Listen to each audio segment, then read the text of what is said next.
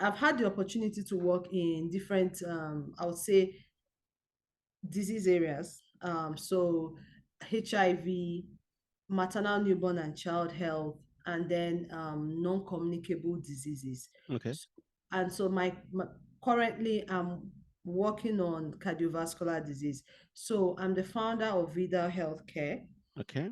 a digital health startup that is dedicated at helping people of African descent to identify their risk factors Yeah. for heart diseases. And then we provide them with the resources that they will need to make changes in their lifestyle Yeah. based on their life stage to reduce those risk factors. And then we monitor and track them up till for the rest of their lives, you know.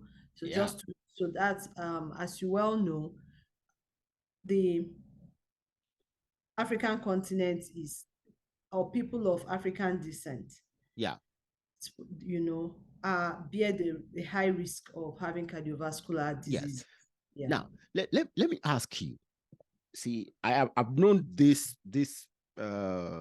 information for a long time, but I've never explored why. Why are we more prone to have cardiovascular issues? What's the what has the research shown? What we have or what we don't have that make that happen? Okay. Yeah. Um, so when you look at the word people of African descent, Yeah. so you have to look at people who were born and are still residing in the African continent. Yeah. And then you think of people who have left the African continent Mm-hmm. a long time ago due to the slave Slave trade. trade and all that. Yeah. And then you then have to look at people who have also recently, maybe in the past 4 to 5 decades, you know, migrated out of the African continent. Continent. So it's always good to look at it that broadly because the risk factors in these groups of people vary. Okay. Yes, it even varies country by country. But however, there's certain risk factors that seem to cut across Mm. um, everyone. So a lot of them are yet to be explained.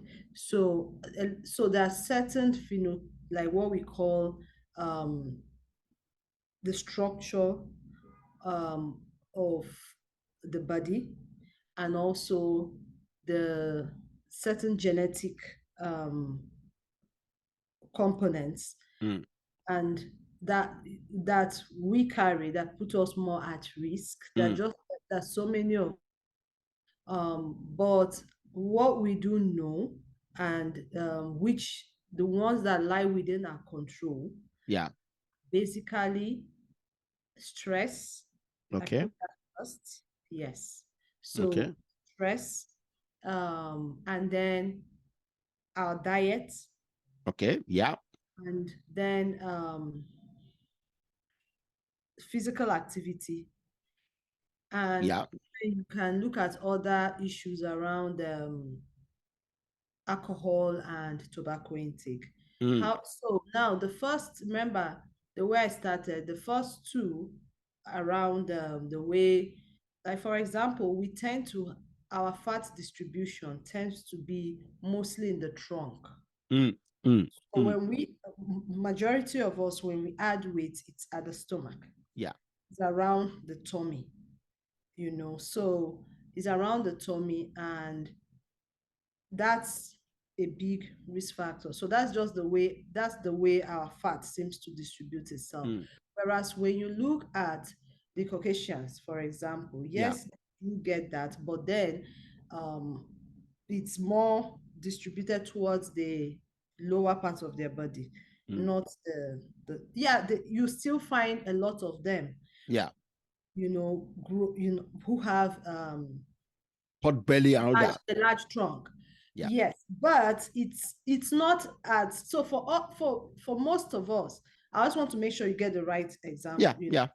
Easy for people to understand. So they'll say, oh, not so that they won't say, oh, pot belly is everywhere. Find out that if, for example, somebody of African descent is gaining 5 kg, that 5 kg, most of it will be at the trunk. While the rest will go elsewhere. While the Caucasians, fewer of it will go to the trunk. While the rest of it will go down to the other parts of the body, but especially to the lower side of the body. So I'm explaining that so that it's the way the body is, the body structure, you know. So that's so they begin to get the pot belly when they are far heavier than us. Whereas you see a slim man, very slim, but then pot belly, So so that's typical of us, you know?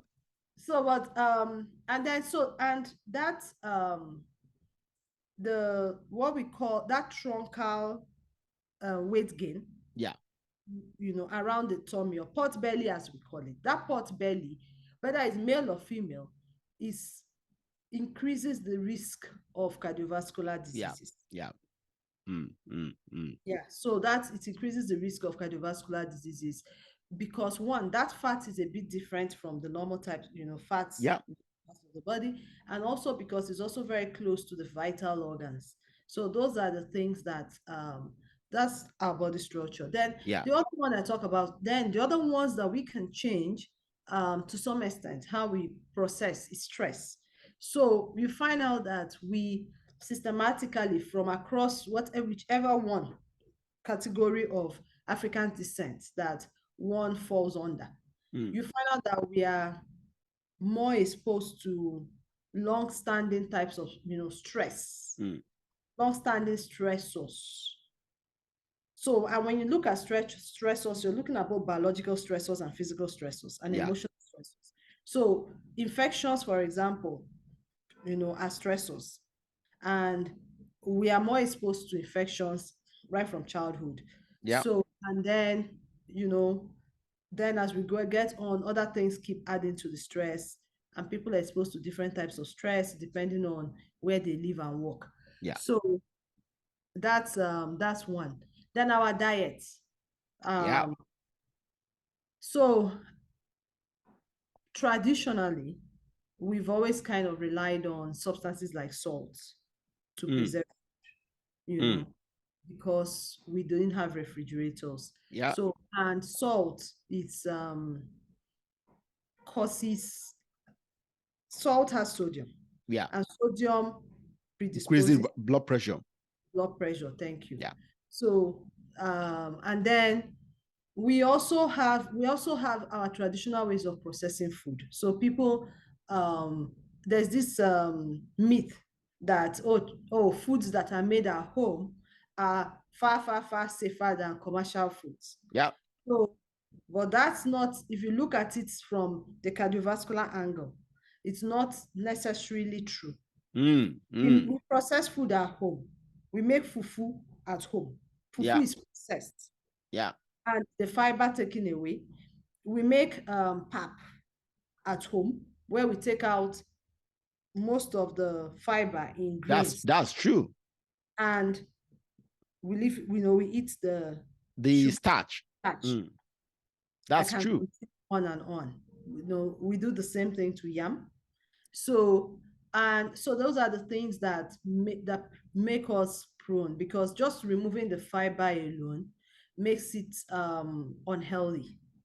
Wow. It makes it unhealthy. Wow. The fiber. And so when you look at it, this is our traditional way of eating, right? When you compound it with westernization, where the Western culture is making us to tilt more towards processed foods that are already processed. So custard, spaghetti, or other forms of pasta, the noodles, and you know, all sorts of processed foods. That people are all of a sudden, our kids, to make them happy, is pizza. or so those things are whilst, and then there's a shift away from our consumption of foods like legumes, like beans, ukwa, that's the breadfruit, Yeah. akidi, the, another, lentils like fiofio. Those things have left the food chain of majority of people of Africans. Yes, that's true. That's Africa. true. Wow. It has left our tables, and these are Wow. things that used to have those I would say protective effects from cardiovascular diseases. And then the next one is the physical activity. Yeah. So that's something that we still have. Okay. Yes, we still have it a lot in the villages where people walk for long distance and they're happy doing it. They use their bicycles, so we still have that. But however, in the cities, you have, especially in the urban slums, you have a situation where people do not have, they get on the bikes to move from point A to B. Yeah. And there are no spaces for them to walk or run. Yeah. And there are no safe spaces for other exercises.